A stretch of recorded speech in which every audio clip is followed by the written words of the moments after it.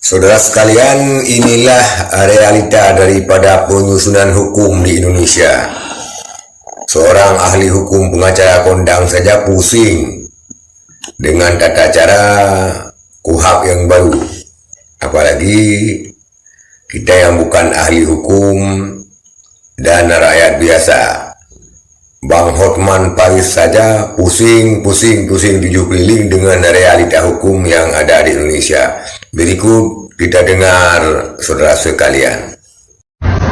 Aduh, makin setiap pasal saya baca di KUH pidana yang baru ini, gua pusing. Nalar hukumnya di mana ini orang-orang yang buat undang-undang? Di pasal 100 nih. Di pasal 100 disebutkan seseorang terdakwa yang dijatuhkan hukuman mati nggak bisa langsung dihukum mati, harus dikasih kesempatan 10 tahun kesempatan 10 tahun